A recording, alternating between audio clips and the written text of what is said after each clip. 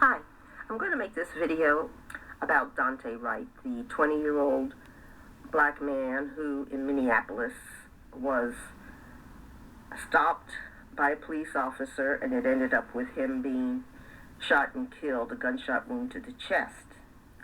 Well, I want to say first of all is if you're in your car, you really have almost no rights, and most people don't understand that, and they keep fighting this. But that is really the truth. When you're in your car and you are stopped by a policeman, you must do what they say. So Daunte was stopped by a policeman for expired plates, which is a valid stop. Sometimes people will stop you because you're black, and they will say, you had air freshener hanging from your mirror. That's not really a valid thing to say, but in some states it is. But they just use that as a way to stop you so they can investigate for other things. They might figure, well, you're black, you might have warrants out, or you're Hispanic, you may have warrants out, or you may have a car that has problems, or other things. They can package anything they want into the whole deal once they stop you. But they make these laws so that it's easy to stop a person, and once the stop is there, then the whole thing can explode to anything, including death. So, from my understanding of what happened, he was stopped for expired plates. They do a warrant check. Now, that's the trick on all these car stops. They stop you for something that might be fake. In this case, it was an expired license plate, so that's real.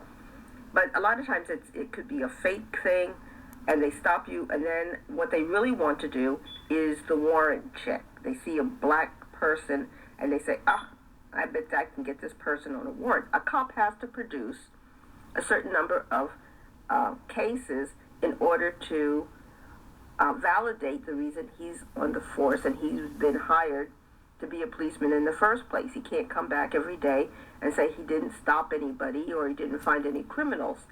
So they have to do these. They have to find people, and one of the ways that they find people is by doing these highly suspicious persons in their minds who probably have some kind of problem in their life, and they may be able to use that problem to turn into their police department so that they can say, okay, well, I got some criminals off the street today or whatever.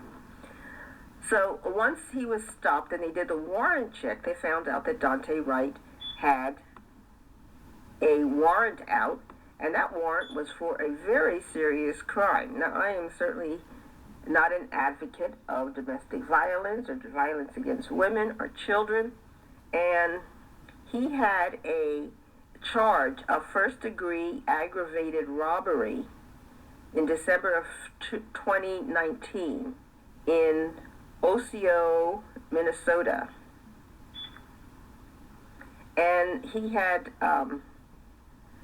been, according to the allegations, been staying at the apartment with a friend after a party. He was supposed to leave the night before, but he said he didn't have a ride, so he ended up staying to the next day. The woman came in to obtain about $800 in rent payments. That morning, he saw her get the payment, and then he choked her and tried to get the money from her.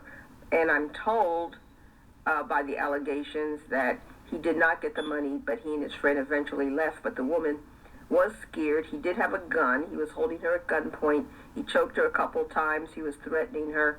And so it was a very, very scary situation.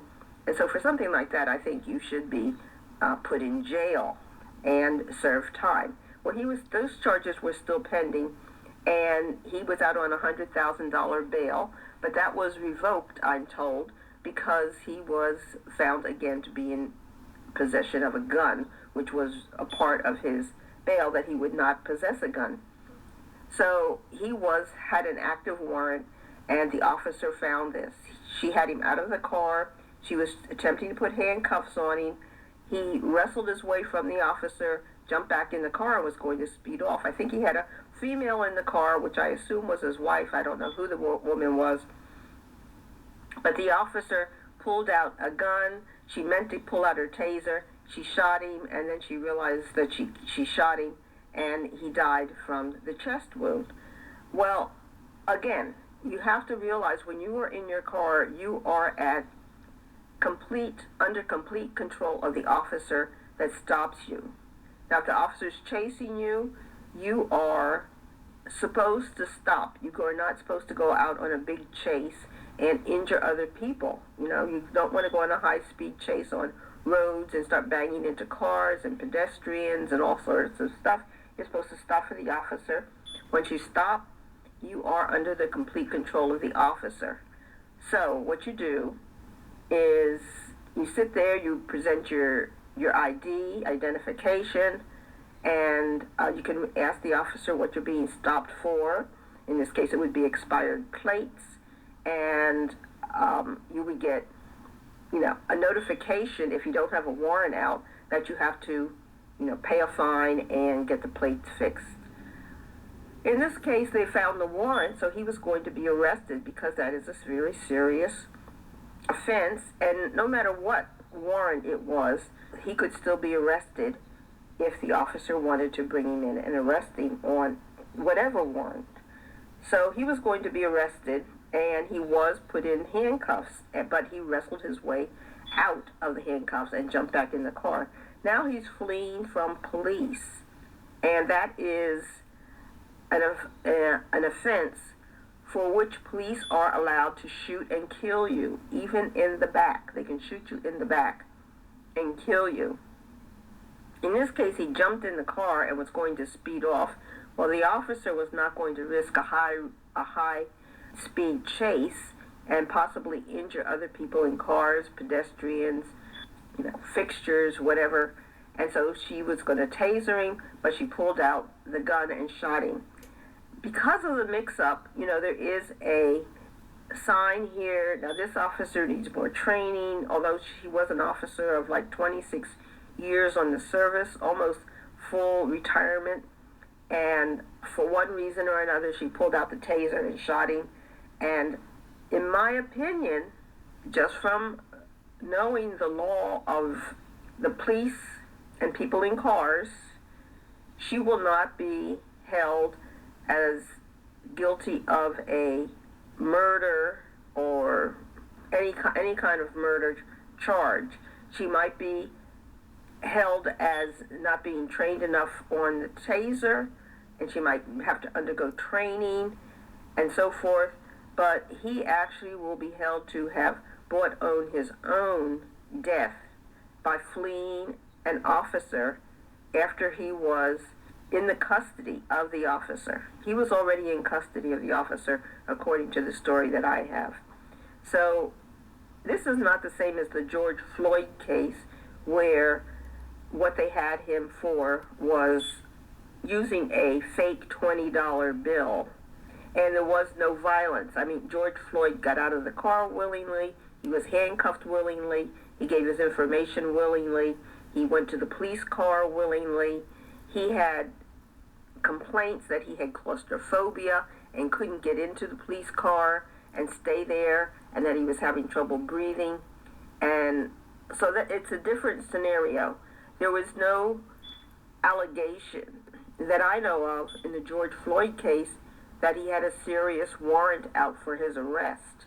So I don't know exactly what his warrant situation was, but on the tapes for the George Floyd case, they said they were arresting him for forgery, which is absolutely ridiculous, because most people who have a fake $20 bill probably don't even know they have a fake $20 bill, and they'll pass it off to somebody else innocently.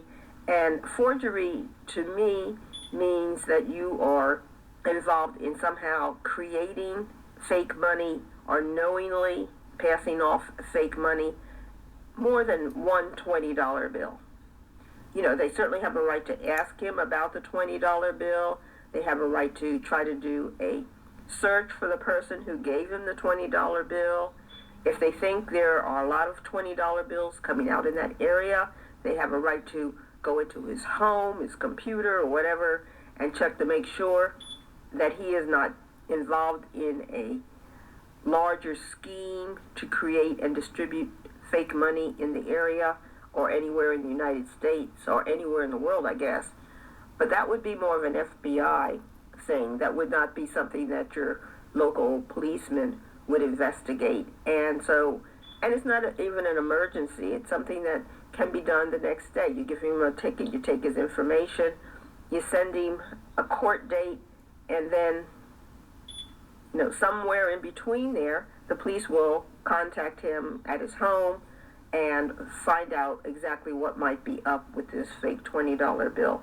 Because George Floyd, now this man, Daunte Wright, had a small child, and George Floyd, I think, had like 4 kids, and he was married. So they're very different cases, and I don't think you can equate the Wright situation with the Floyd situation. They were very different, and Daunte Wright was going to be shot regardless if he continued to flee, and he had a warrant out for aggravated assault and robbery and so forth, and the warrant was out and active, and he was again trying to flee. And he probably also, or may have, I should say, because I don't know anything about this man, he may have also had a weapon in the car, which would have been another violation of his bail. But of course he wasn't out on bail. He had a warrant for his arrest.